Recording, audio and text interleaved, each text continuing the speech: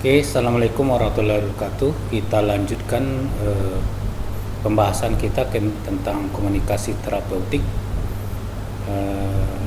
Kita lanjutkan tentang prinsip dasar komunikasi terapeutik. Dalam berkomunikasi antara perawat dan pasien perlu menerapkan prinsip-prinsip. Yang pertama, hubungan perawat dengan klien adalah hubungan terapeutik yang saling menguntungkan.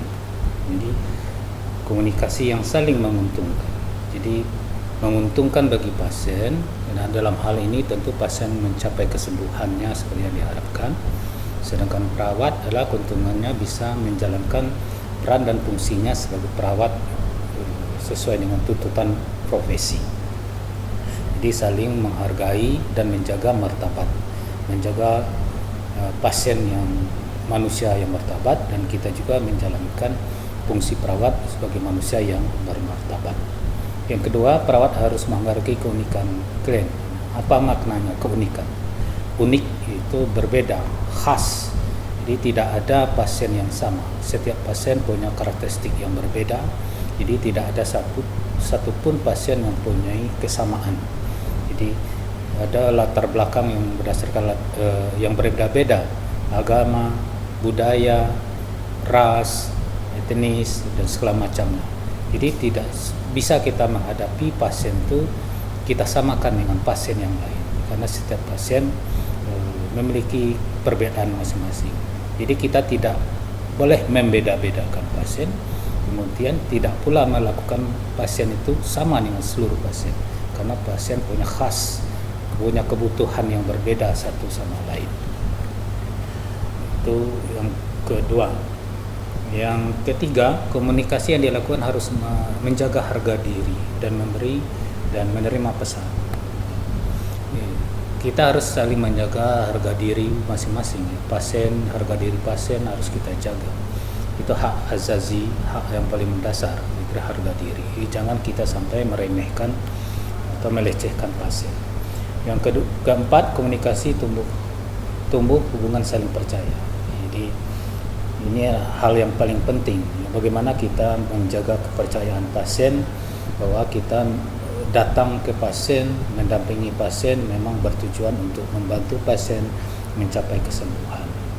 Itu dengan menjaga hal seperti itu, maka pasien percaya dengan kehadiran kita, maka dia pun bisa memberikan informasi-informasi yang kita butuhkan, yang bisa kita percaya juga. Nah, kita kan perawat itu kan sebagai penolong, helper. Sebagai penolong itu punya fungsi yang strategis, yang sangat besar. Jadi kita dalam berkomunikasi sangat tergantung daripada pribadi kita. Jadi tidak semua orang mampu berkomunikasi dengan baik, dan gaya komunikasi seseorang itu berbeda satu sama lain. Jadi keberhasilan komunikasi seseorang itu ya sangat tergantung karakteristik pribadinya. Dan karakteristik pribadi juga kadang-kadang biasanya dipengaruhi oleh latar belakangnya. Jadi misalnya orang Jawa dengan orang Batak, itu cara berkomunikasinya kan beda. Nah, itu sangat mempengaruhi sekali. Karena dalam berkomunikasi itu yang menjadi instrumen itu diri sendiri. Ya. Dalam berkomunikasi diri sendiri. Jadi kenapa orang sering mengatakan dia itu kasar, kenapa dia lembut? Karena dia menampilkan dirinya dalam berkomunikasi. Jadi kalau kita bawaannya kasar, jadi komunikasi kita, kata-kata yang keluar, intonasi itu juga akan mencerminkan siapa kita. Jadi karena komunikasi itu menunjukkan siapa kita. Nah, maka dalam prinsip ini harus yang menjadi landasan utama adalah kejujuran. Jadi kejujuran. Jadi harus jujur, baik pasien maupun perawat harus jujur. Dan kejujuran itu akan menciptakan hubungan saling percaya. Tanpa kejujuran akan membuat saling tidak percaya. Kalau hubungan sudah terhalang oleh rasa tidak percaya, maka sulit untuk membina hubungan yang baik, sehingga pelayanan keperawatan untuk mencapai tujuan kesembuhan pasien itu akan sulit dicapai, karena pasien tidak percaya. Tentu dia akan menolak semua informasi atau semua tindakan yang akan dilakukan. Dia akan selalu berpikir negatif. Begitu pula sebaliknya. Jadi maka perawat dan pasien harus menciptakan hubungan saling percaya dengan jujur satu sama lain.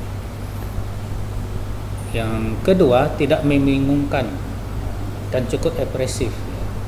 Jadi gunakan kata-kata yang mudah dipahami. Jadi karena pasien itu dari latar belakang yang bermacam-macam, pendidikan, budaya. Jadi lihatlah kemampuan pemahaman pasien ya. Pakai bahasa yang dia, kalau orang yang pendidikannya masih rendah, pakailah bahasa-bahasa yang sehari-hari yang mudah dia pahami. Dan ekspresif itu cukup ya, antara kata dan ekspresi wajah itu harus sinkron ya. Jangan kita antara kata dengan ekspresi wajahnya nggak sesuai ya. Atau non verbalnya, verbal dan non verbal. Kalau kita gembira ya tunjukkan bahwa ekspresi kita gembira. Jadi kita mengatakan gembira tapi wajahnya lesu, itu tidak sesuai. Jadi pasiennya bingung, ini benar bahagia atau tidak ini. Yang ketiga, bersikap positif. Nah, sikap positif pun verbal non verbal. Positif itu tuh hal yang mendukung kesembuhan. Seperti kehangatan, perhatian, pengarahan itu kan yang mendukung kesembuhan, mendukung harga diri pasien, mendukung kepercayaan pasien. Dan hindari hal-hal yang sikapnya negatif, meremehkan, melecehkan, mengabaikan, kurang perhatian. Jadi care dalam bahasa sehari-harinya care. Tunjukkan sikap kita bahwa kehadiran kita memang datang untuk membantu dia dalam mencapai kesembuhan. Empati bukan simpati. Nah, ini juga apa beda empati dengan simpati? Nah, sering kita dalam bahasa sehari-hari ini kadang-kadang empati dan simpati ini kadang-kadang salah diartikan. Nah, empati itu suatu bentuk kita bisa merasakan apa yang dirasakan orang lain. Jadi kita bisa merasakan kesedihan pasien, kita bisa merasakan apa yang menjadi keinginan pasien. Karena kita bisa merasakan, maka kita bisa berperilaku, bertindak, menghargai perasaannya dan tidak menyakiti perasaannya. Tapi kita tidak larut dalam perasaan itu empati. Nah, simpati itu lebih cenderung terlarut dalam perasaan pasien. Ya, pasien sedih, kita ikut sedih. Nah, kan ini tidak boleh terjadi. Pasien sedih, perawatnya semuanya sedih. Nah, lalu siapa yang menolong? Ya, siapa yang membantu? Jadi itu. Jadi di rumah sakit, di pelayanan kita berapa dengan pasien, kita seolah-olah tegar menghadapi masalah, tapi kita bisa merasakan apa yang dia rasakan, sehingga kita bisa bersikap hal yang positif, masih bisa berpikir rasional, masih bisa berpikir kritis, menentukan keputusan yang tepat bagi pasien.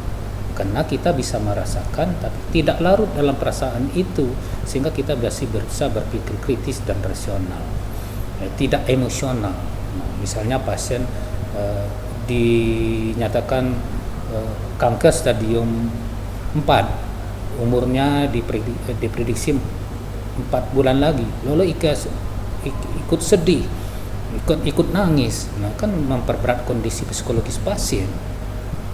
Nah, kita bisa merasakan bagaimana sedihnya pasien dan keluarga pasien dengan divonis penyakit yang berat dan usia yang bisa menghitung hari, tapi kita tegar, masih tegar dan bisa menjaga perasaan pasien tersebut. Nah, itulah empati.